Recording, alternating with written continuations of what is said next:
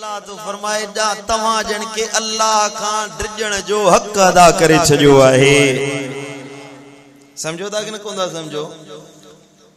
मानू चवंदा अफसोस आहे आइन मुसलमान पर सदाइन मुसलमान था वरी चवंदा या रसूलुल्लाह चवण गुनाह हुआ, नबी नबी करण गुनाह हुआ, माज़ अल्लाह अस्तगफिरुल्लाह, नबी की नसरी ना कयो, माज़ अल्लाह नबी वफात करे विया, मज़ार में हलिया विया, कब्र में पेजी विया, हाने नबी जो फेज ना है खत्म थी वियो। मिठा यो अकीदो ही गलत आ, या गाल ही गलत आहे। मुझो महबूब मुस्तफा अजब हयातुन नबी आहे। सुभान अल्लाह। ऐ मोमिन ते सी मानू नथो थी सके जैसे मुझे नबी जे मथा ईमान न आणे। बराबर नमाज भली शे आहे, बराबर रोजो भली शे आहे, हज तमाम बेहतरीन इबादत आहे, ज़कात खैरात सदकात गरीबन मिस्कीनन जी परघोर लहण हर शे तमाम भली इबादतूं आहिन। पर ये इबादतूं तॾहिं क़बूल थींदियूं जॾहिं मदीने वारे साईं जे मथा ईमान आणींदे, महबूब जी मोहब्बत दिल में रखंदे। नबी सा मोहब्बत ना है भली लख सदका करी, लख खैरातूं करी, हज करी, ज़कातूं दी, नमाजूं पढ़ी, कुछ भी फायदो न दींदई, को अमल फायदो न दींदई। अमल तदे फायदो दींदा है जडे मुस्तफा करीम सां दिल लाती वने। तवा जे बेले में गैर मुस्लिम वाणिया रहंदा है, वो खैरातूं कंदा है, भत भी कंदा है, सही मुझा पैसा भी दींदा है, खैर खैरातूं कंदा है, गरीबन जी पर घोर लहंदा है। पर उन्हनि जो अजूरो दुनिया ताईं आहे, आखिरत में गैर मुस्लिमन जो को अजूरो कोन्हे को। रुगी खैर खैरात करण सां जे बख्शिश थे हा त पोइ हिंदू त अॻ में जन्नत में वेठा हुजनि। हा समझो था कि न कोन्हा समझो? भला जे नमाज रोज़ो हज ज़कात जी ॻाल्हि आहे, कादियानी ॿुधा अथव? कादियानी खबीस उहे नमाज़ूं पढ़ंदा आहिनि, उहे साईं मुंहिंजा खैरातूं कंदा आहिनि, उहे रोज़ा रखंदा आहिनि, मस्जिदुनि में एतिकाफ़ वेंदा आहिनि। उन्हनि जूं इबादतूं ॾिसी तव्हां पाण लॼी थींदो त हे केॾा आबिद ज़ाहिद आहिनि। पर उन्हनि जी हिकिड़ी नमाज बि क़बूल न आहे, हिकिड़ो रोज़ो बि क़बूल न आहे। भली सॼी ज़िंदगी एतिकाफ़ वेहनि, को फ़ाइदो न मिलंदो, छो त उन्हनि जी दिल में मुंहिंजे नबी सां बुग़्ज़ आहे, मुंहिंजे मुस्तफ़ा सां बुग़्ज़ आहे, मुंहिंजे हबीब खे नथा मञनि। जेको नबी सां बुग़्ज़ रखण वारो आहे, महबूब मुस्तफ़ा खां मुंहुं मोड़ण वारो आहे, भली आबिद हुजे ज़ाहिद हुजे, जहन्नम जो ॿारण बनायो वेंदो, जन्नत में तंहिंखे मोकिलियो वेंदो जेको लॼपाल नबी सां मोहब्बत रखण वारो आहे।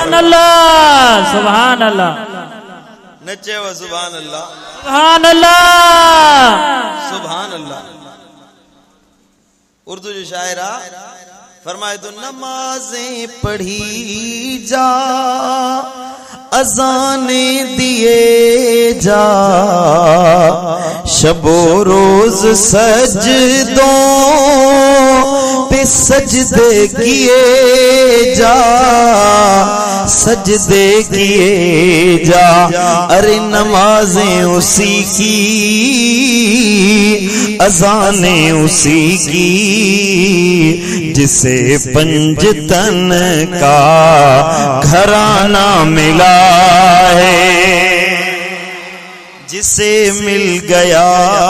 कमली वाले का दामन, उसे दो जहां का खजाना मिला है। भला बाग जन्नत को वो क्या करेगा, मदीने में जिसको ठिकाना मिला है। असल थका थका वेठा आयो थिया, ॻाल्हायो त सही कुझु सुभान अल्लाह त चओ। हे जेके मुंहिंजे साम्हूं वेठा आहिनि से सुभान अल्लाह था चवनि, ॿाहिरियां त रोज़ो रखी आया आहिनि। असुल सुभान अल्लाह, को औज़ बिल्लाह, को नऊज़ बिल्लाह, को अस्तगफिरुल्लाह ही खणी चओ, पर ॻाल्हायो त सही। जेरा वेठा आहियो, मुआ वेठा पढ़ो सल्लल्लाहु अलैका या रसूल अल्लाह वसल्लम अलैका, सल्लल्लाहु अलैका या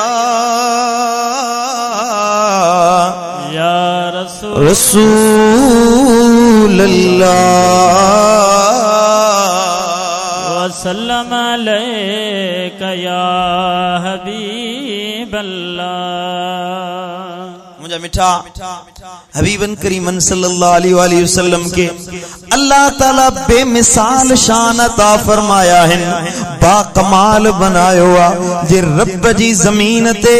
अल्लाह जी मखलूक में जेका सबका आला जात आहे सा हसनैन जे नाने मोहम्मद मुस्तफा जी जात आहे। जेको महबूब मुस्तफा सा हुब रखण वारो आ, नबी सा दिल लाइण वारो आ, उहो बानो बि अल्लाह वट मक़बूल ऐं मारूफ बानो बणजी वेंदो आहे। समझो था कि न कोन था समझो? मिठा हबीबन करीमन सल्लल्लाहु अलैहि वसल्लम सा जेको मुंह मोड़े, जेको नबी खां परे थी वञे, नबी खां रिश्तो छिनी वञे, पो भली नाम नमाज़ी बणजी वञे, हाजी बणजी वञे, गाज़ी बणजी वञे, तॾहिं बि उन जी बख़्शिश कोन थींदी। असुल मोमिन हकीकी मोमिन उहो आ जेको मुंहिंजे लजपाल नबीअ सां दिल लाइण वारो आहे। सुभान अल्लाह। सही बुखारी शरीफ जी हदीस आ, ला युमिनु अहदुकुम हत्ता अकून अहब्ब इलैया मिन वालिदिही व वलदिही वन्नास अजमईन। तमाम को भी मानू तेसी मोमिन नथो बनजी सके। महबूबन करीमन फरमायो, ए इस्माइल आने वारो नबी तो फरमाए तवामा को भी मानू तेसी मोमिन नथो बनजी सके जैसी पंजे अब्बे खां वधीक, पंजी अम्मा खां वधीक, पंजे यारन खां वधीक, दोस्तन खां वधीक, माल खां वधीक, इज्जत खां वधीक, जिंद जान खां वधीक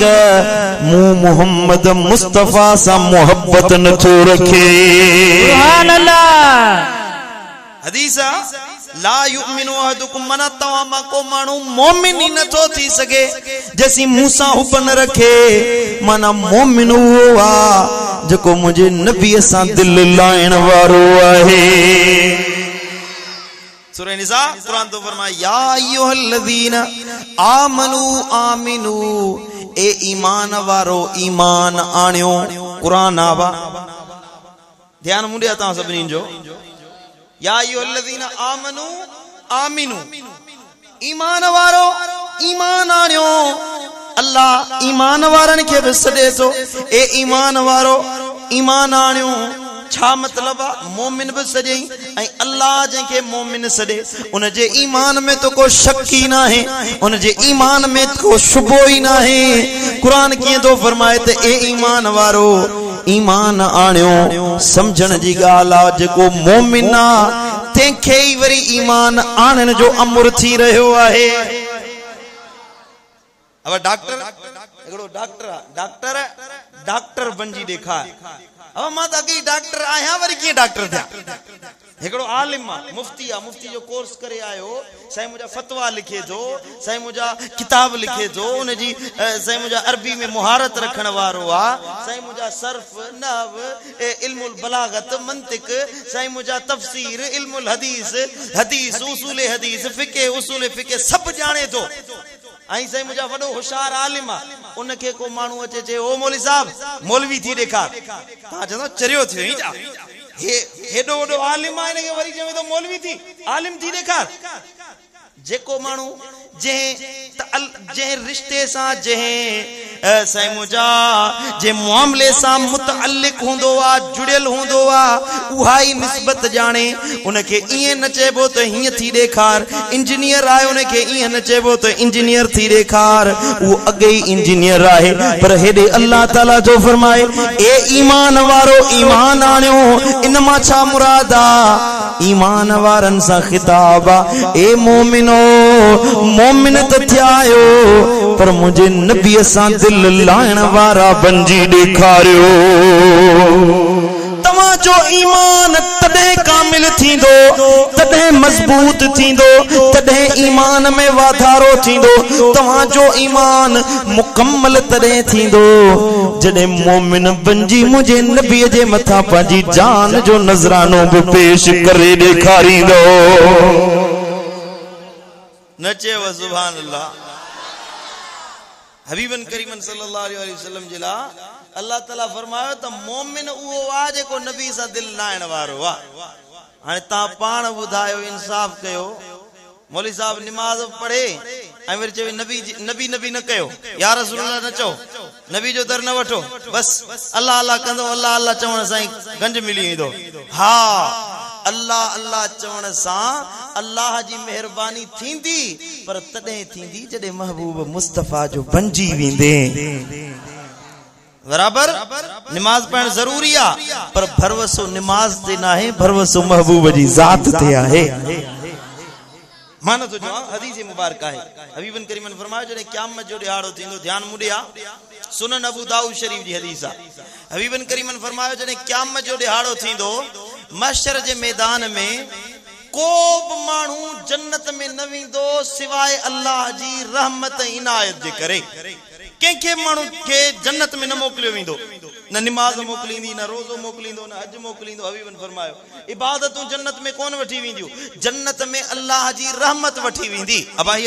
अबू दाऊद शरीफ जी हदीस पढ़ा पियो महबूबन फरमायो जन्नत में इबादतूं न अल्लाह जी रहमत वठी वेंदी हिकिड़ो सहाबी उथी बीठो अर्ज़ की या रसूल अल्लाह पो तव्हां खे बि जन्नत में अल्लाह जी रहमत वठी वेंदी हबीबन फरमायो हाओ मूंखे बि अल्लाह जी रहमत ई जन्नत में वठी वेंदी हालांकि अल्लाह ताला जे हबीब वज़ाहत कई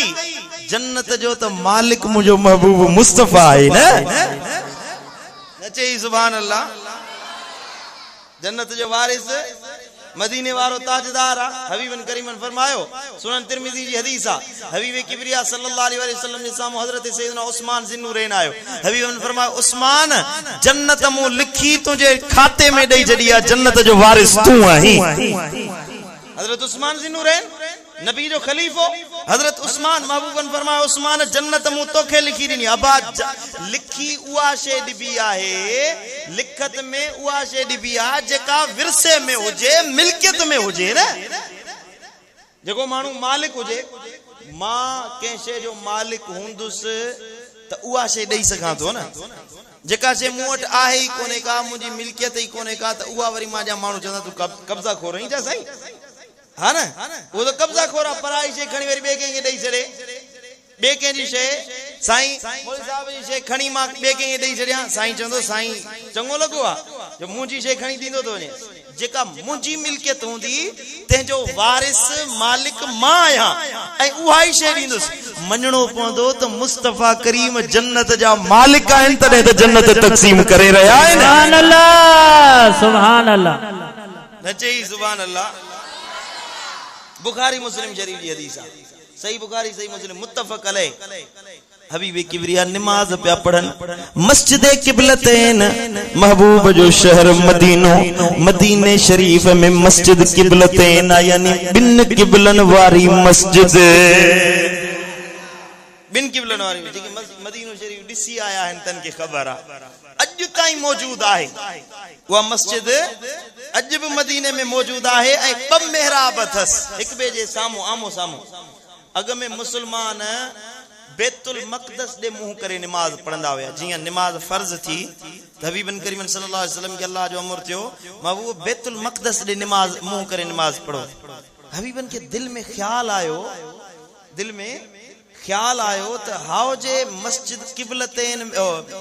मस्जिदुल अक्सा दे मुंह करने जे जगह ते बैतुल्लाह शरीफ मक्के दे मुंह करे नमाज पढ़जे पढ़न नमाज पिया नमाज में ख्याल आयो ए मुझा मौला हाउ जे बैतुल मक़दस दे मुंह करने जे बजाय बैतुल्लाह दे मुंह करे नमाज पढ़जे बस मुझे महबूब सोच करे आसमान दे डिठो वा नबी जो दिसण हुयो अल्लाह जिब्रील के मोकलियो वन जिब्रील मुझे महबूब दिल में इरादो कयो आ त किबलो तब्दील कजे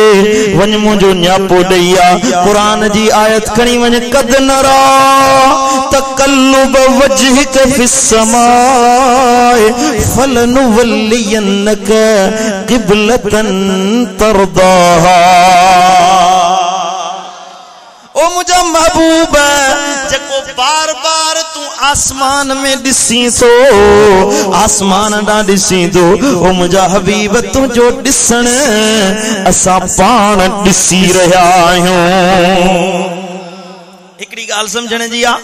कुरान जा लफ्ज हैं आलिम बैठा हैं पुछा कयो कद नरा तकल्लुब वजहिक फिस्समा लफ्जा फी लफ्ज फी जी माना है में कैसे में अब है किताब में फिल किताब इन किताब में आयतु लिखियल फिल किताब फी लफ्ज अरबी में जेका अंदर शे हुंदी आ तेजे ला इस्तेमाल थींदो आ। कुरान तो फरमाए ए मुझा महबूब कद नरा तकल्लुब वजहिक फिस समाए जेको तू आसमान में दिसी तो इए न चई इल समाए आसमान दा दिसी तो आसमान ना दिसण आसमान में तारा चिमकन था नीरो रंग नजर अचे तो या तुंजी मुंजी अख दिसंदी आसमान दा तू मां दिसंदा आयूं पर आसमान मंझ चाहे आसमान में चाहे या तोखे मुखे खबर ना है या अख मुस्तफा जी आ जेका आसमान जे अंदर बाहर दिसंदी आहे। नारे तकबीर नारे रिसाला शान मुस्तफा अज़मत मुस्तफा नचे सुभान अल्लाह सुभान अल्लाह। मौली साहब जो तो नबी के भित जे परे पासे जी अलियाज़ बिल्ला खबर नाही पर मिठा कुरान तो फरमाए त ए मुझा महबूब सूरे ज़ुमर जी आखिरी आयत सूरे ज़ुमर जी आखिरी आयत अल्लाह जो कुरान तो फरमाए वतरल मलाइका ओ मुझा महबूब जेके अर्शे मुअल्ला जे चौधारी मलाइका बीठा हिन मुझा मुस्तफा तू उन्हन के भी दिसी रहियो आहीं। अरे हे कुल्हन ते मलाइक बैठा हैं क्या किरामन कातिबीन यअलमून मा तफअलून किरामन कातिबीन कुल्हन ते बैठा हैं तुझा अमल लिखन पिया तुझा गुनाह लिखन पिया तुझो नेकियों लिखन पिया पर असा ॾिसूं नथा पूरो बलोचिस्तान गड कर रुदा सिंध वारा वठी अच पंजाब वारा वठी अच केपीके वारा वठी अच को बि न चवंदो त कुल्हन ते वेठल मलाइक नज़र अचन पिया पर मिठा या मुझे नबी जी नजर आ जो तुझे मुझी नजर कुल्हे ते वेठल मलाइकन के नथी दिसे नबी जी निगाह त अर्शे मुअल्ला जे चौधारी बीठल मलाइकन के महबूब जमीन ता भी दिसी रहा है सुभान अल्लाह सुभान नचे सुभान अल्लाह। अब हितां सिज्जा न सिज्ज असांजो साइंसदाननि जो चवण आहे त के किरोड़े नूरी साल परे आ समझो था लखे अरबे माना सालन जे पंध ते मुफासिलो आ सिज ऐं ज़मीन जे विच में समझो था एडो परे आ ये पहिरें आसमान जे हेठां आहिनि सिज चंड तारा कतियूं सितारा सभई पहिरें आसमान जे हेठां आहिनि इन खां पोइ पहिरियों आसमान ॿियो आसमान टियों आसमान सत आसमान सतनि आसमाननि खां मथे जन्नत खां मथे सिदरतुल मुंतहा उते मकान ख़त्म थियो तंहिंखां पोइ ला मकान आहे आलम अमुर आहे हेठ आलम खल्क मथे आलम अमुर जिथे को नथो रसी सके उन ला मकान ते अर्श मुअल्ला रखियल तंहिंजे चौधारी मलाइक बीठा हिन। अल्लाह जो कुरान तो फरमाए मुझा महबूब जमीन ता भी आसमान अर्श मुअल्ला ते बीठल मलाइकन के तू दिसी रहियो आहीं। सुभान अल्लाह। अरे जे नबी सुनो अर्श ते बीठल मलाइकन के दिसी सके तो अर्श मुअल्ला जे इर्द गिर्द बीठल फरिश्तन के दिसी सके तो इस्माइल आनी वारो दिल ते हथ रखे बुधा रोज़े पाक मां मुझो महबूब इन आशिकन के नथो दिसी सके। सुभान अल्लाह। दिसे तो कि न को दिसे ओ इल्म तो वट कान यकून जो हुक्म तो वट कुन फयकून जो। सुभान अल्लाह। अच्छे सुभान अल्लाह। अल्लाह कुरान तो फरमाए अल्लमक मालम तकुन तअलम ओ नबी जेको न जान दो है ओ समूरो इल्म तो महबूब के असा दई छडियो आहे जेको तू न जान दो है हर इल्म अची हो केड़ो इल्म न जान दो हो नबी के खबर को नहीं तो इस्माइलानी में महफिल थींदी अल्लाह ताला फरमायो महबूब इहो भी इल्म दिनो माए मौलवी इंदा आलिम इंदा सिंध में हिंद में एशिया में अरब में अजम में अंग्रेजन में यूरोप अमेरिका में केर इंदो केर पैदा थींदो मुझे महबूब मुस्तफा के अल्लाह हर इल्म दई छडियो आहे मान तो सही बुखारी शरीफ की हदीस है खोल बुखारी शरीफ हजरत सैयदना अबू हुरैरा तो फरमाए त महबूब फज्र नमाज पढ़ी मिंबर ते बीठा तकरीर कन तकरीर फरमायन खिताब फरमायन वाह वाह नबी जो खिताब तुझी मुझी तकरीर असा कलाक खन ॿुधूं त थकरी पवंदासीं कलाकनि मां तकरीर कयां मुंहिंजो इल्मु ख़तम थी वञे जेका पॉइंट मां खणंदुसि वध में वधि हिकिड़ो कलाक ॻाल्हाईंदुसि जेतिरी मुंहिंजी इल्मी ताक़त आहे को वॾो आलिम हुजे उहो पंहिंजे इल्म मुताबिक़ ॻाल्हाईंदो तकरीर कंदो वध में वधि 2 कलाक 3 कलाक नेठि त थकबो न पर वाह वाह इल्म मुझे महबूब मुस्तफा करीम जो हजरत सैयदना अबू हुरैरा तो फरमाए नबी मिंबर ते चढ़ी बीठा खिताब शुरू कयन जेको कुछ थी चुको हुयो सोब बयान कयन जमीन न ठही हुई आसमान न ठया हुया कायनात न ठही हुई जग न जुड़ियो हुयो तबे का शुरू फरमायन इस ताणी जो जन्नत जो जिक्र कयन जहन्नम जो जिक्र कयन मीज़ान जो जिक्र कयन हशर जो जिक्र कयन हर उन मानू जो नालो वरतुन जेके बाद में अचण वारा आहिन जंहिंजे पोयां 40 मानू लगंदा मुझे महबूब तेजो नालो भी बुधायो तेजे पीर जो नालो बुधायो तेजे गोठ जो नालो बुधायो तेजे कबीले जो नालो बुधाई वाह वाह मुझा महबूब तुझो इल्म मुझे महबूब अव्वल का आखिर ताई जन्नत में आखिरी मर्द केड़ो विंदो जहन्नम में आखिरी मर्द केड़ो विंदो सोब नबी बयान फरमायो मञणो पवंदो त पूरी कायनात जो इल्म अल्लाह ताला तुझे मुझे महबूब मुस्तफा के ॾई छॾियो आहे ॾिनो आहे कि न कोन ॾिनो आहे ओ इल्म तो वट कान यकूं जो हुक्म तो वट कुन फयकूं जो आहे नूरी नबी निर्वार तू आही सुहणो नबी सरदार तू मुझा सुहणा नबी मुझा प्यारा नबी सरदार तू नूरी नबी निर्वार तू मुझा सुहणा नबी मुझा प्यारा नबी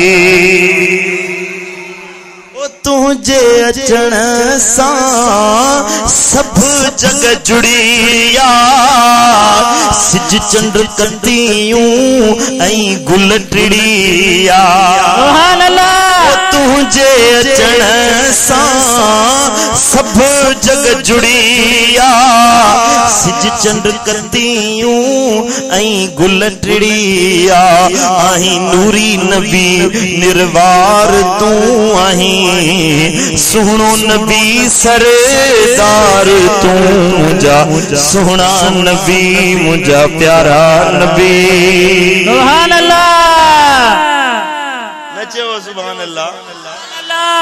पढ़ो सल्लल्लाहु अलैहि या रसूल अल्लाह वसल्लम अलैका या हबीब अल्लाह ध्यान मुड़िया हदीस कुरान मजीद की आयत पे पढ़े हम हबीबन करीमन के दिल में ख्याल पैदा थियो ए मुझा मौला जे बैतुल मक़दस दे मुंह करे नमाज पढ़न जे बजाय बैतुल्ला दे मुंह करे नमाज पढ़जे त केडो भलो थे बस यो सोच करे मुझे महबूब आसमान दे डिठो अल्लाह कुरान जी आयत नाजिल फरमाई कद नरा ओ महबूब तहकीक असां डिठो सी तकल्लुब वजहिक फिस समाए जेको तू आसमान में डिठो पे फलनुवल्लियन्नक किबलतन तरदाहा अनकरीब महबूब तोखे उन किबले दे फेरींदासी जंहिंमें तू राज़ी आहीं हिकड़ी गाल समझण जी आ सभई सियाणा वेठा आयो छा अल्लाह कुरान में इए हुकुम देई छड़े हा महबूब बैतुल मक़दस का मुंह फेरे बैतुल्लाह दे मुंह कर ये चई सके पे ना कुरान अल्लाह फरमाए छड़े हा अमर देई छड़े हा अल्लाह बेनियाज आहे अल्लाह ते के जो जोर आहे जा कुल हु अल्लाहु अहद अल्लाहु समद अल्लाह अकेलो आहे वो बेनियाज आहे उन की केंजी परवाह ना है न नबी जी न वली जी न रसूल जी न दुनिया जी न आखिरत जी केंजी परवाह ना है रब ते केंजो जोर न तो हले वल्लाहुल मलिकुल कुद्दूस वो अल्लाह है जेको पूरी दुनिया जो बादशाह है बेनियाज कुद्दूस आहे पाकीज़ा है उनकी के शे जी जरूरत ना है केंजी हाजत ना है रब फरमाए छने हुक्म दिया महबूब मुंह फेर बैतुल्लाह दे मुंह कर न अल्लाह जे हबीब के अल्लाह फरमाए महबूबा तू जेको असा के दिसी दो न महबूब मां अल्लाह तोखे दिसी रहयो आया हबीबा तू मुखे डिठो मु तोखे डिठो हाने किबले सा मुंजो छा तो वने मां अल्लाह आया मां बेनियाज आया जने किबला न हुया तडे ब मां हुयुस बैतुल मक़दस न हुयो तडे ब मां हुयुस बैतुल्लाह न हुयो तडे ब मां रब हुयुस बैतुल मामूर न हुयो मां रब तडे ब हुयुस ये दुनिया न हुई तडे ब हुयुस ये कायनात न हुई तडे मां अल्लाह हुयुस किबलन जी मुखे जरूरत ना है काबन जी मुखे जरूरत ना है पासन जी मुखे जरूरत ना है ओ मुझा महबूब किबलतन तरदाहा जे किबले में तू राजी आही जे में तुझी रजा है ओ महबूब जे में तू राजी जिते तुझी रजा है ते गाल में मु अल्लाह जी रजा है सुभान अल्लाह समझो दा कि कोना समझो बा अल्लाह नबी जी रजा के पंजी रजा बनायो हबीबन के ओडीमल जिब्रील जे या रसूलुल्लाह मुंह फेरियो बैतुल मक़दस दे का मुंह हटाए बैतुल्लाह दे मुंह कयो हाने बिल्कुल अपोजिट आहे बैतुल्लाह बैतुल मक़दस मदीने शरीफ का दक्षिण पासे मक्को पाक उत्तर पासे फलस्तीन बैतुल मक़दस आहे अल्लाह आजादी अता फरमाए यहूदियुन के नेस्त नाबूद फरमाए ए बैतुल मक़दस आजाद दे दे अखियों वाली बैतुल मक़दस जो जियारत करे अचन वो बैतुल मक़दस मदीने शरीफ का उत्तर पासे आ ए बैतुल्लाह शरीफ मदीने शरीफ का दक्षिण पासे आ हाने उत्तर पासे महबूब मुंह कयो बीठा है अल्लाह जो अमर आयो न हबीबा मुंह फेरियो महबूबन ओडी मलई मुंह बैतुल्लाह शरीफ बैतुल मक़दस दा यानी उत्तर का मुंह फेरे दक्षिण देख फरमायो आ हबीबन जो मुंह फेरियो त 10 सहाबी 10 जना सहाबी उठा तनब महबूबन सा गड बैतुल मक़दस का बैतुल्लाह दे मुंह फेरे छयो आहे और रज़ाए इलाही बुधई हाने रज़ाए मुस्तफवी जो शान बुध 10 जना साहबी बिया होया वडी कसीर जमात हुई मस्जिद किबलतन में घना साहबी हुया पर 10 जनन मुंह फेरियो मुझे महबूब सलाम फेरियो हबीबे किबरिया सलाम फेरियो मुझे नबी पुछा कई उहे मानू जन मुंह न फेरियो महबूबन करीमन सा गड अबा ये बुखारी जी हदीस अथव महबूबन करीमन सा गड मुंह न फेरियो न मुझे नबी पुछा कई तवा छाला मुंह न फेरियो तवा छो हेडे मुंह सा गड मुंह न फेरियो जन या रसूल अल्लाह हमेशा बैतुल मक़दस दे मुंह करे नमाज पढ़ंदा आयूं उत्तर दे मुंह करे नमाज पढ़ंदा आयूं अज पहिरियों दफो आहे मुझा नबी असां जो नमाज मुकम्मल थे नौ को हुक्म नाज़िल थियो आ त पो नबी बुधाईंदो पो बुधंदासीं फरमान ते अमल कंदासीं ऐं उहे 10 ॼणा जन महबूबन करीमन खे ॾिसी पाण सां गॾु मुंहुं फेरियो मुंहिंजे नबी पुछा कई तव्हां छाला मुंहुं फेरियो अर्ज़ कनि था या रसूल अल्लाह असां जो वरी क़िबलन सां छा असां जो पासन सां छा या रसूल अल्लाह जॾहिं तुंहिंजो मुंहुं हूंदो आशिकनि जो क़िबलो उहो क़िबलो हूंदो सुभान अल्लाह सुभान असां जो मुंहुं किॾे बि हुजे असां खे पासन जी ज़रूरत नाहे या रसूल अल्लाह जिते तुंहिंजो मुंहुं हूंदो उते असां आशिकनि जो बि मुंहुं उन तरफ़ हूंदो न चई सुभान अल्लाह वाह वाह वाह वाह सहाबियुनि जो शान वाह उन्हनि जी मोहब्बत ओ असहाबी पहिरियों नंबर प्यार में हा फरजाना लगी तुझी तार जन के दुनिया में उहे दीवाना असहाबी पहिरियों नंबर प्यार में हा फरजाना लगी तुझी तार जन के ओ यूसुफ ले यार हुई हिकड़ी ज़लीखा हैरान यूसुफ ले यार हुई हिकड़ी ज़लीखा हैरान अरबी ले मुल्क चरियो अदनी ले मुल्क चरियो मलाइक भी हैराना लगी तुझी तार जन के सुभान अल्लाह नचे सुभान अल्लाह अकेले मौली साहब जे नबी जी मोहब्बत जी दावा न कई ते इने जे चवण सां कुछ न थो थे हबीबन करीमन फरमायो रोजानो 70,000 मलाइक घणा वरी जो 70,000 मलाइक सुबह जो सिज उभरंदो आहे त 70,000 मलाइक आसमान ते लहंदा आहिनि ऐं मदीने शरीफ में महबूबन जे रोज़े पाक ते मज़ार अनवर ते सलामी ॾियण जे लाइ ईंदा आहिनि सॼो ॾींहुं उन्हनि जी ड्यूटी हूंदी आहे त नबी जे दरवाज़े ते बि चवनि अस्सलातु वस्सलाम अलैका या रसूल अल्लाह ते भी सलाम पढ़ंदा आहिनि जॾहिं सिज लहंदो आहे त उहे वापसि मोटंदा आहिनि शाम जो वरी राति जे लाइ ॿिया 70,000 मलाइक लहंदा आहिनि सॼी राति उहे बि सलातो सलाम पढ़ंदा आहिनि वरी उहे वापसि वेंदा आहिनि वरी सुबुह जो ॿिया ईंदा आहिनि हदीस मुबारक आहे जेको हिकिड़ो दफ़ो मलाइक आयो वरी क़यामत ताईं ज़मीन ते न ईंदो हिकु दफ़ो हाज़िरी नसीब थियसि वरी नबी ॾे न ईंदो उहो वरी आसमानन ते हुंदो नवा मलाइक ॿिया मलाइक नाज़िल थींदा अड़े मुंहिंजे महबूब जे दर ते हाज़िरी ॾियण जे लाइ अल्लाह जा मलाइक बि फ़ौज दर फ़ौज शौक़ दर शौक़ हाज़िरी जे लाइ ईंदा आहिनि न जी सुभान अल्लाह सुभान अल्लाह अर्ज़ पे कया मैं त सहाबा चयो या रसूल अल्लाह क़िबले सां असांजो छा वञे जॾहिं तुंहिंजो मुंहुं होॾे असांजो मुंहुं सहाबी जो अक़ीदो हज़रत उमर फारूक हजर अस्वद बैतुल्लाह शरीफ जे कुंड ते लॻल आहे जिते दरवाज़ो आहे बैतुल्लाह जो पासे में हजर अस्वद लॻल आहे उन कुंड ते हजर अस्वद लॻल आहे हजर अस्वद हबीबन करीमन फरमायो यदुल्लाह अलल अर्द इहो हजर अस्वद ज़मीन ते अल्लाह जो सॼो हथ आहे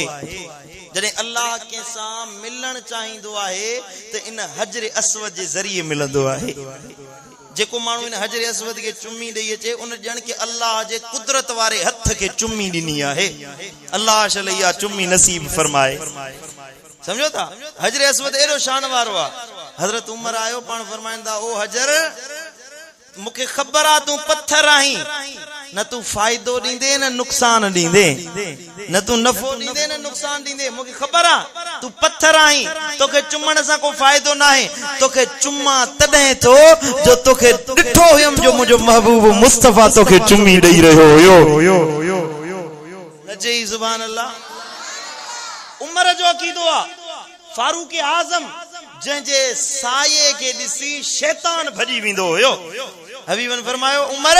तूं पाण त शान वारो ही पर तुंहिंजो पाछो तुंहिंजो सायो ज़मीन ते पवंदो आहे तंहिंखे ॾिसी शैतान रड़ियूं करे भॼी वेंदो आहे। उमर अची वियो आहे। सो उमर फारूक तो फरमाए त हजर चुम्मी न ॼाए हा पर मुंहिंजो महबूब तोखे चुमंदो हुयो तॾहिं तोखे चुम्मी ॾेई रहियो। वरी जो सुभान अल्लाह। हो जो 10 सहाबी हुया तन जो महबूबन सां गॾु मुंहुं फेरियो। हबीबन के चन या रसूल अल्लाह जॾहिं तुंहिंजो चेहरो ओॾे असांजा मुंहं हूंदा। हबीबन फरमायो त 10 ॼणनि खे नालो वठी 10 ॼणनि खे फरमाइनि ता 10 ॼणा जेरे ई तव्हांखे जन्नत जी ख़ुशख़बरी आहे। नालो वरतन अबू बकर फिल जन्ना, उमर फिल जन्ना, उस्मान फिल जन्ना, अली फिल जन्ना, साद फिल जन्ना, अमर बिन आस फिल जन्ना, तलहा फिल जन्ना। नाला वठंदा विया 10 ॼणनि जा। मुझे महबूब फरमायो तव्हां 10 ॼणा मुंहिंजी रज़ा ते राज़ी रहियो। मूं नबी खे राज़ी करण जे लाइ पंहिंजा चेहरा फेरिया। बाबा अमल कहिड़ो हुयो? निमाज़ त हुननि बि पढ़ी पे, निमाज़ हिननि बि पढ़ी पे। अल्लाह जे हुजूर में हे 10 ॼणा बीठा हुया, ॿिया बि बीठा हुया। सभई सहाबी नबी जा सहाबी, नबी जे हुजूरी में रहण वारा। नबी जे सहाबी जो शान इहो आहे जो अल्लाह जो क़ुरान तो फरमाए रदी अल्लाह अन्हुम वरदू अन्हु। ये रब खां राज़ी थी विया, अल्लाह इन्हनि खां राज़ी थी वियो। ज़मीन ते नबियन खां बाद में को बि इंसान मुस्तफ़ा जे सहाबा जे शान जे बराबर नथो थी सघे। एॾा शान वारा सभई सहाबी। पर हे 10 ॼणनि खे कहिड़ी ख़ुसूसियत मिली जो जेरे जन्नत जी ख़ुशख़बरी मिली वई। मञणो पवंदो जन्नत रुगी निमाज़ सां न मिलंदी आहे, जन्नत मुस्तफ़ा सां मोहब्बत रखण सां मिलंदी आहे। सुभान अल्लाह। न चई सुभान अल्लाह। समझो था कि न कोन था समझो? जेकॾहिं पूरी जिंदगी इबादतूं करे माण्हू रुकू करे करे उनजी चेल कमान वांगुरु डोड़ी थी वञे, सजदा करे करे उनजो निरड़ गसी वञे, समझो था? क़याम करे करे उनजा पेर फाटी पवन ऐं इबादत कंदे कंदे वो वफात करे वञे, पर जे दिल में ज़र्रे बराबर नबी सां बुग़्ज़ अथस, मुस्तफ़ा सां बुग़्ज़ अथस, उनजी पूरी कई कमाई चट थी वेंदी। इबादतूं तंहिंजूं मक़बूल आहिनि भली थोड़ियूं छो न हुजनि जिन में मुस्तफ़ा जी मोहब्बत शामिल हो। सुभान अल्लाह। बेशक न चई सुभान अल्लाह। सुभान अल्लाह। हुब वारो जेको ॾिसणो अथई न, हुब वारो ओ सुहेब रूमी निहार सहाबिया फांसी ते चा पिया चाढ़न और माण्हू मारन पिया, धक पिया हणन। सुहेब तो फरमाए मुझी चमड़ी लाहे छजो, रत जो आखिरी कतरो मुझे जिस्म मां कढी छजो। पर ही ज़बान कदे महबूब मुस्तफ़ा जे खिलाफ न ॻाल्हाईंदी। जॾहिं ॻाल्हाईंदी त या रसूल अल्लाह जे तराने सां ज़बान जारी रहंदी। सुभान अल्लाह। सहाबी लजपाल नबी जा सहाबीन, महबूब मुस्तफ़ा जा सहाबीन। तुंहिंजी जिंदगी ते निगाह विझो, नज़र विझो। सहाबा किराम खां वधीक त क़ुरान खे समझण वारो ॿियो को नाहे, सहाबा खां वधीक हदीस खे समझण वारो ॿियो नाहे। जॾहिं जंग लॻी आ, मुसैलमा कज़ाब सां जिहाद जे लाइ विया आहिनि, मुसलमान आया सैयदना अबू बकर सिद्दीक़ जे हुक्म सां। मुसैलमा कज़ाब जे नबूवत जी दावा कई, खबीस नबूवत जी दावा करे वेठो, महबूबन करीमन जे मदे मुक़ाबिल थी बीठो। अबू बकर फौज मोकली आ, सैयदना खालिद बिन वलीद तंजो सिपह सालार बणजी आयो आहे। खालिद बिन वलीद नबी जो आशिक। सुभान अल्लाह। तो खबर ना है तो मुसलमानन जी हमीयत गैरत जे खून में मुस्तफ़ा जी मोहब्बत हुजे, उन खून जो कदर अल्लाह वट हुंदो आहे। हजरत यूसुफ बिन ताशफीन एकड़ो वडो जर्नील थी गुजरियो आ, स्पेन के जे फतह कयो हुयो। यूसुफ बिन ताशफीन स्पेन ते उंदलस ते ईसायुन हमलो कयो। अल्फांसो ईसाइन जो राहिब हुयो, वडो अगवान हुयो। तन गजी लखे ईसाई गड कया पूरे यूरोप जा, ऐं मुसलमाननि खे ललकारी त मां तव्हां सां मुक़ाबिलो कंदुसि। यूसुफ बिन ताशफीन मराकश मां पंहिंजी फौज वठी आयो उंदलस में। जेॾी महिल आयो अचे पहुतो ओॾी महिल हुन ख़त लिखियो, ख़त अल्फांसो ख़त लिखियो त अॼु जे मलाइक आसमान तां लही अचनि यूसुफ तव्हां मुसलमाननि जी मदद कोन करे सघंदा, असां ईसाइनि जी एॾी वॾी फौज आहे। मुसलमान डिॼी विया त भणा हेॾी वॾी फौज आई आहे, कीअं मसइलो थींदो? यूसुफ बिन ताशफीन फरमायो त इहे जवाब लिखो। को कहिड़ो जवाब पियो लिखे, को कहिड़ो जवाब पियो लिखे। पाण फरमाए ईअं जवाब नाहे लिखबो, आशिकनि जो जवाब अचो त मां सेखारियां। ख़त जे पोयां जेको अल्फांसो लिखियो उन ई ख़त जे पोयां ईअं लिखियईंसि त तूं मलाइकनि जी ॻाल्हि थो करी, इंतज़ार कर मोहम्मद मुस्तफ़ा जा गुलाम अची रहिया आहिनि। सुभान अल्लाह, न चई सुभान अल्लाह इस्माइलानी वारा, सुभान अल्लाह। इंतजार कर थोड़ी देर भी, ॾिस त मोहम्मद मुस्तफ़ा जा गुलाम था अचनि। वो पन्नो वेड़े मोकिले ॾिनई सब वञ वञी ॾेई अचो अल्फांसो खे। जेॾीमहिल मुक़ाबिलो थियो आहे, फजर निमाज़ पढ़ी मुसलमाननि जूं फौजूं आयूं, ईसाइनि जी फौज आई आहे। हीअं मुक़ाबिलो थियो आहे, विढ़ंदे विढ़ंदे ज़ुहर निमाज़ जो वक़्तु न थियो आहे, अल्लाह मुसलमाननि खे फतह ॾेई छॾी आहे। अल्फांसो फौज समेत भॼी वियो, लाशन जा ढेर किराए भॼी वियो। जेॾीमहिल जबलनि जे मथां चढ़ियो, हज़रत यूसुफ बिन ताशफीन न्यापो मोकिलियुसि, एलची मोकिलियुसि तो त चयो पे मलाइक अचनि त उहे बि मुंहिंजो मुक़ाबिलो न करे सघंदा, तूं त मुस्तफ़ा जे हिकिड़े अदना ख़ादिम जो मुक़ाबिलो नथो करे सघीं। न चई सुभान अल्लाह। जंहिंजी दिल में मुस्तफ़ा जी मोहब्बत हुजे, वो दुश्मननि जे साम्हूं सर नाहे झुकाईंदो, तंहिंखे अल्लाह हर मुहाज़ ते यकीनन फतह याब करे छॾींदो आहे। अॼु काफ़र, अॼु यहूदी, अॼु ईसाई, गैर मुस्लिम क़ौमूं मुसलमाननि खे ॾींहों ॾींहुं हलाकत में था विझनि पिया, बर्बादी में था विझनि पिया। शाम में छा थो थिए, फ़लस्तीन में छा थो थिए, बर्मा में छा थो थिए, मुसलमाननि जो ॾींहों ॾींहुं क़त्ले आम कयो थो वञे, रत वहायो थो वञे। सबब इहो आहे जो माण्हुनि खे असां गैरत मुस्तफ़वी कोन था सेखारियूं, मुसलमाननि खे असां हमीयत मुस्तफ़वी नथा सेखारियूं। ख़तीब बि तकरीरूं था कनि, नबी जे शान घटाइण जूं ॻाल्हियूं था कनि। मौलवी उथी भी तकरीर थो करे, या रसूल अल्लाह न चो, नबी खे न पुकारियो। त मुसलमाननि जो हाल इहो आहे जो उन्हनि जा सर काफ़रनि जे आॾो झुकियल आहिनि, पर ख़ालिद बिन वलीद निहार सैफुल्लाह नबीअ जो सिपह सालार फौज मुसलमाननि जी जो अल्लाह जी तलवार मुसलमाननि खे शिकिस्त नज़र अचण लगी। मुसलमान कज़ाब जो लश्कर वॾे शान और शौकत सां विढ़ियो आहे, मुसलमान पेर पोइते हटाइण लॻा आहिनि। ओॾी महिल ख़ालिद बिन वलीद समझी वियो त मसलो छा आहे। हज़रत सैयदना ख़ालिद बिन वलीद ख़त लिखियो हज़रत अबू बकर ॾे त क़िबला असां वटि मुसलमान बि अल्लाह अकबर जो नारो था हणनि, हो मुसलमान कज़ाब वारा बि अल्लाह अकबर जो नारो था हणनि। ख़बर नथी पए त केरु हक़ ते आहे केरु ना हक़ ते आहे। हज़रत उमर अबू बकर न्यापो मोकिलियो, तव्हां अॼु अल्लाह अकबर जो नारो न हणंदो, अॼु मुसलमाननि जो शियार या मोहम्मद या रसूल अल्लाह। नारे रिसाला, नारे रिसाला, नारे रिसाला, नारे रिसाला। न चई सुभान अल्लाह, सुभान अल्लाह। हज़रत खालिद बिन वलीद घोड़े जी पुठी ते चढ़ी बीठो, या रसूल अल्लाह चवण शिरक निभागा, तुझे शिरक जी फतवा ॾिस त कहिड़े पासे थी वञे पई। तुझे शिरक जी फतवा जेको मुसलमान अबोज मुसलमाननि खे गुमराह करण जे लाइ या रसूल अल्लाह चवण ते शिरक जी फतवा थो हणी, ॾिस त इहा फतवा जो पहुच तुंहिंजी केसिताणी थी वञे। जे तूं इहा फतवा हणंदे त इन सां सहाबी बि तुंहिंजी फतवा जी ज़द खां कोन बचंदा। जो ख़ालिद बिन वलीद चयो अॼु को बि माण्हू अल्लाह अकबर न चवंदो मुसलमान जे मुक़ाबले में हर ज़बान ते या मोहम्मद आजा त नारा होगा। सुभान अल्लाह, सुभान अल्लाह। देर न गुजरी आ,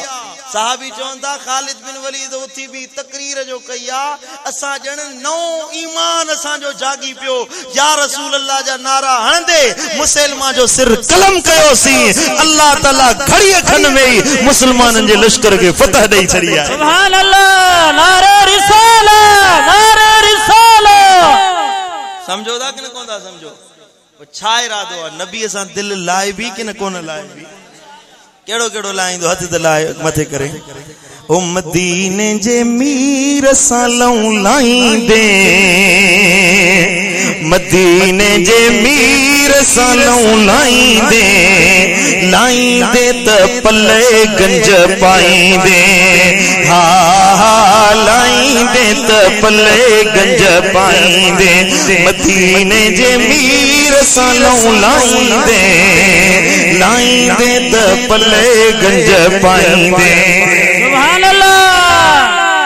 हाने अजे थका आयो मुझे ख्याल सुभान अल्लाह दुरूद शरीफ पढ़ो तो कुछ रहमत वसे सल्लल्लाहु अलैहि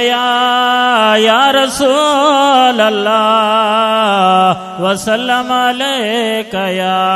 हबीब पो नबी सा दिल लाइण वारो बणजी वन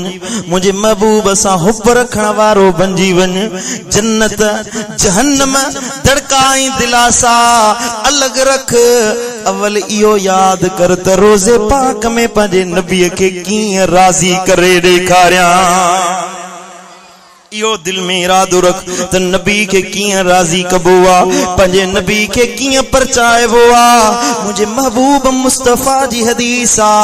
हर सूमर जे दिहाड़े ऐं हर खमीस जे दिहाड़े तवां जा अमाल मुझी खिदमत में पेश कया वेंदा आहिनि अॼु सूमर जी भलारी रात आहे मुझे महबूब फरमायो तवां जा अमल रोज़े पाक में मूं ताईं पहुचंदा आहिनि पोइ जॾहिं तवां जा साले अमल ॾिसंदो आहियां मां खुश थी वेंदो आया हैवी वन फरमायो जडे गुनाह जा अमल दिसंदो आया तो मुके डाढो दुख रसंदो आहे इस्माइलानी वारो नबी के राजी कंदो या नाराज कंदो केड़ा केड़ा राजी कंदा हाथ मथे करो मिठा जे नबी के राजी करनो आए त जे वायदो कर तो 5 वक्त नमाज पढ़ंदासी नबी जी रजा इए नसीब न थींदी महबूब जी रजा इए न मिलंदी नबी जो दर इए न मिलंदो नबी जी रजा तने मिलंदी जडे महबूब जे दिनल राह ते अमल करे ॾेखारींदे अज तू जिंदगी गुनाहन में गुजारी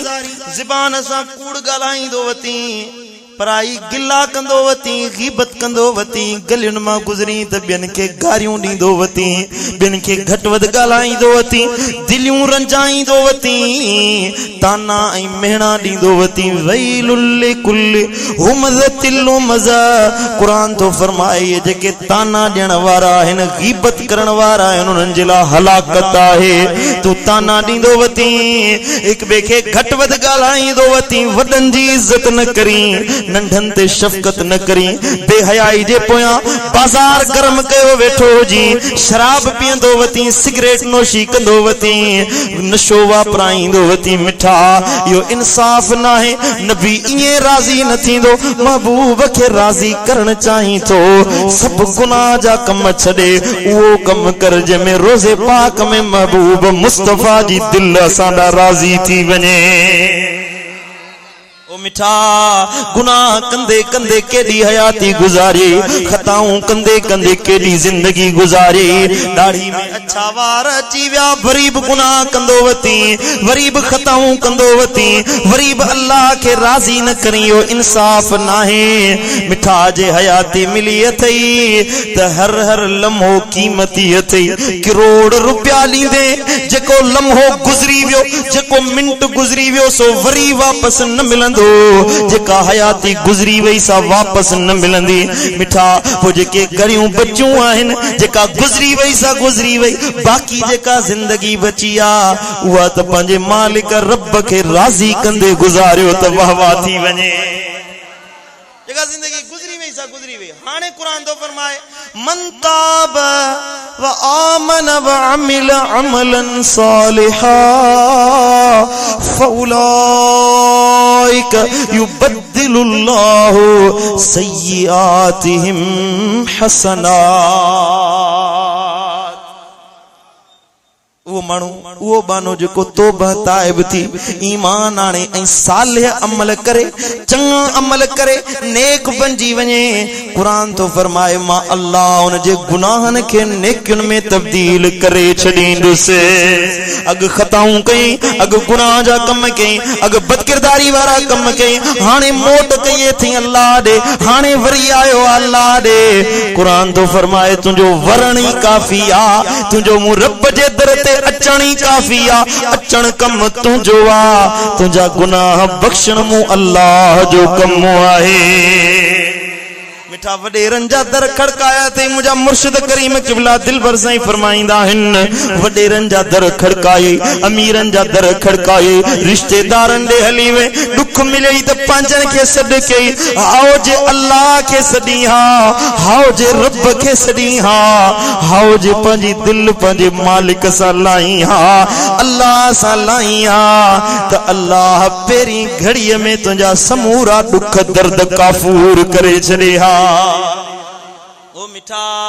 हेतरी जिंदगी गुजारे हेतरी हयाती गुजारी बुधा गुनाहन में केतरो फायदो मिलियो थे को फायदो मिलियो थे तो मुखे बुधा मां भी तो दे हली अचा भला जे फायदो न मिलियो थे आत्मा फकीर हे ना चीज तो के बुधाए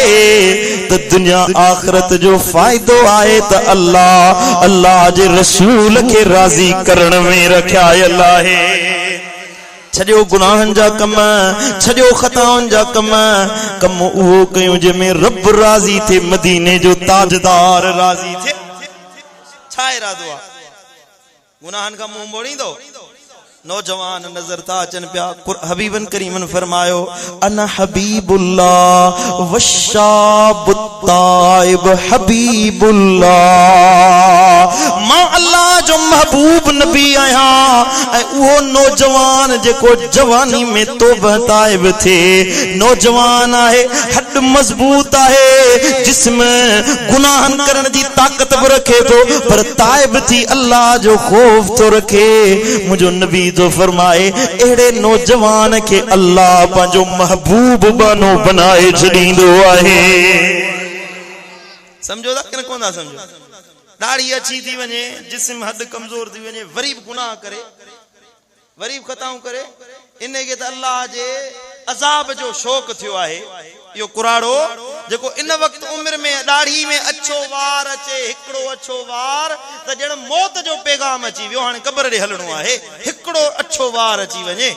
हजरत सैयदना उमर बिन अब्दुल अजीज मानू मुकर्रर कयो रोजानो मुके मौत याद ॾियारींदो कर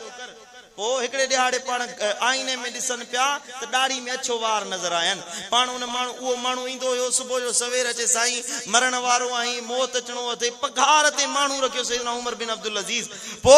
जॾहिं दाढ़ी में अच्छो वार ॾिठई पाण फरमाईंदा वाह हाणे तुंहिंजी ड्यूटी ख़त्म थी वई जेको तूं कमु कंदो हे मुंहिंजी दाढ़ी जो अच्छो वार मूंखे ॿुधाईंदो।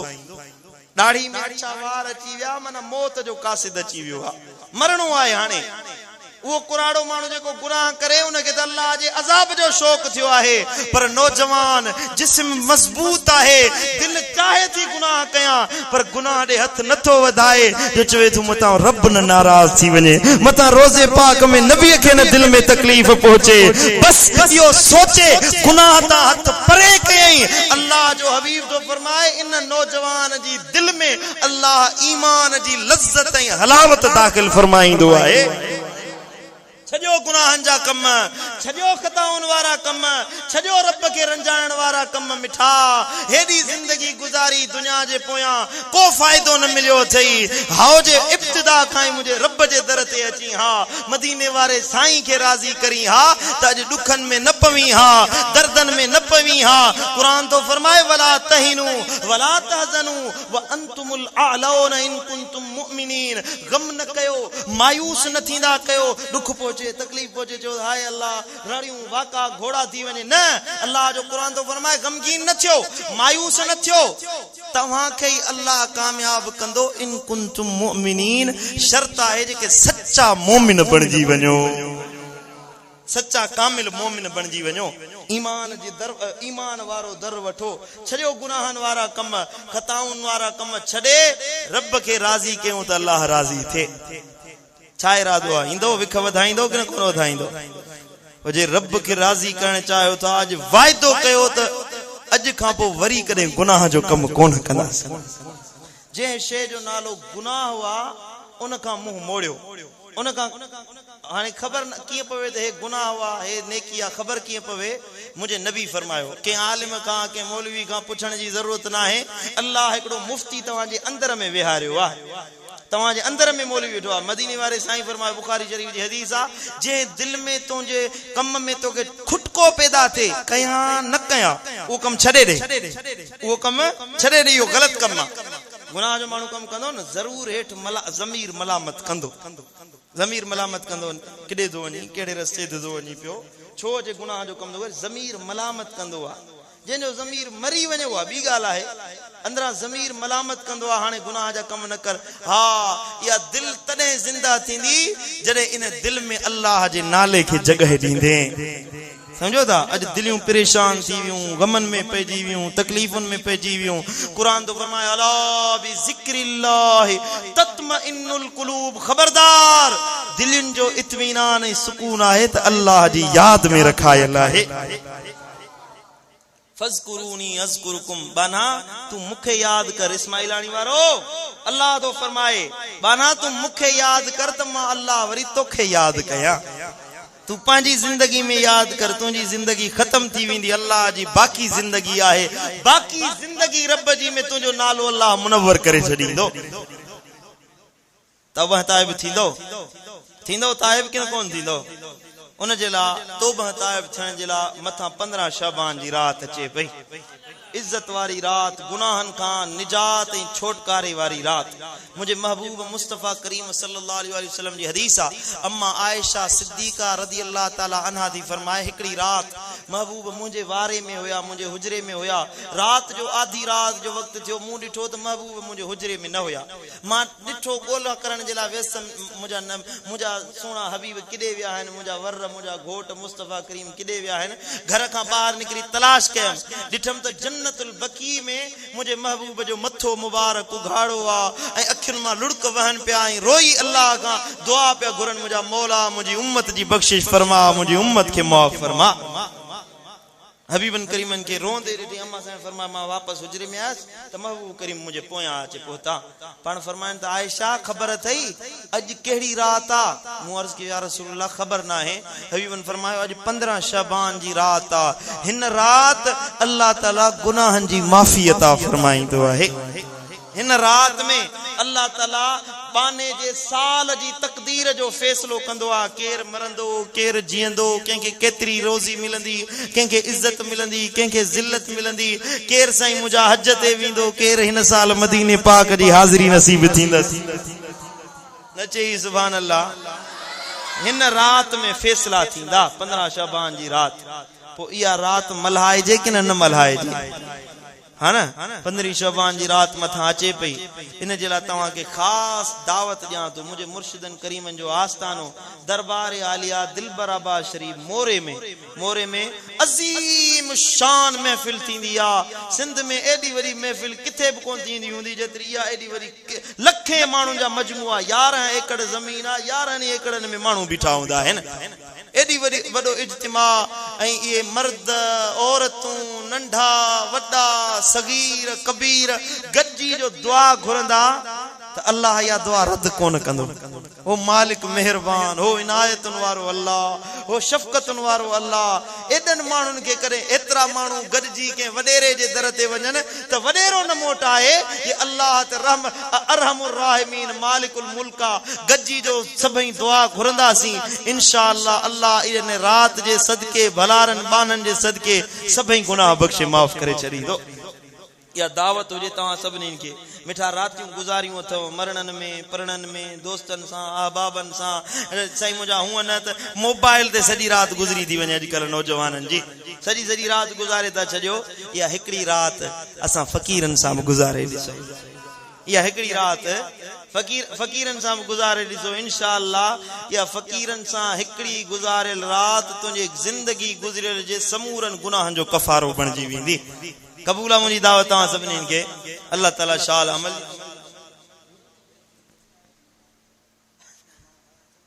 हाणे मां थकिजी पियो आहियां माना हेतिरियूं आयतूं पढ़ियमि जेतिरी यादि थिए माण्हुनि खे बेटा पोइ अल्लाह वारनि जी सोबत में वेहो अल्लाह वारनि जी संगत में वेहो। हबीबन करीमन सल्लल्लाहु अलैहि वसल्लम फरमायो अल मरउ अला दीन खलीलिही इंसान पंहिंजे दोस्त जे दीन जे मथां हूंदो आहे जहिड़ी संगत तहिड़ो असर हूंदो। सिंधी में मिसाल ॾींदा आहिनि कारो बद कमरे सां रंग न मटे आदत ज़रूर मटींदो आहे न। चोर चोरी सेखारींदो ज़ानी ज़िना सेखारींदो फोरू फुर सेखारींदो धाड़ेल धाड़ो सेखारींदो बदअकीदा पंहिंजो बदअकीदगी सेखारींदो पर अल्लाह वारनि सां गॾु वेह त अल्लाह वारा वरी अल्लाह अल्लाह करण सेखारींदो। सुभान अल्लाह। सोनन जी सोबत में वेहो चंगन जी सोबत में वेहो रब राज़ी रब जो हबीब राज़ी थे वमा अलैना इल्लल बलागुल मुबीन। अल्लाहुम्मा सल्लि अला सय्यिदिना व मौलाना मुहम्मदिन व अला आलि सय्यिदिना मुहम्मद व अला अस्हाबि सय्यिदिना मुहम्मद या रब्बि बिल मुस्तफा